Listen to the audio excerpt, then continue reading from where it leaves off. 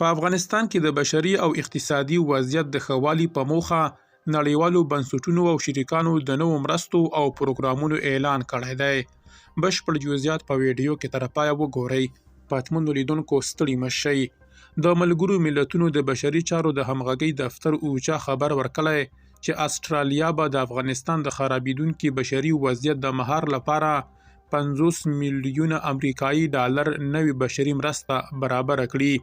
د اوچا د راپور له مخې دا مرسته به په ځانګړي ډول د ښځو او نجونو د ملاتړ، د خوړو د خوندیتوب، د روغتیایي خدماتونو د دوام او د انساني کرامت او بشري حقوقو د ساتنې په برخو کې ولګول شي.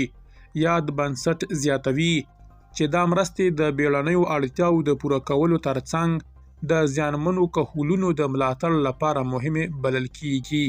د معلوماتو له مخې له 2021 زیږدیز کال راهیسې تر اوسه استرالیا له افغانانو سره ټول 310 میلیونه ډالر بشري مرستې کړي دي. په ورته وخت کې په افغانستان کې د اروپایي ټولنې استازولۍ هم د اقتصادي پیاوړتیا په موخه د یو نوي پړاو اعلان کړی دی. د اروپایي ټولنې د څرګندونو له مخې د ACGF بنسټ په همکارۍ د مالی لاسرسي د پروګرام دویم پړاو ته 15 میلیونه یورو ځانګړي شوي دي. د دې پروګرام اساسي موخه په هیواد کې د کوچنیو او منځنیو کاروبارونو لپاره د مالی امکاناتو پراخول دي. اروپایي ټولنه ډیروي چې په دې پړاو کې به پر شنو مالی سرچینو، کرنیزو فعالیتونو، راستنیدونکو وګړو او د ښځو تر مشرۍ لاندې کاروبارونو ځانګړی تمرکز وشي.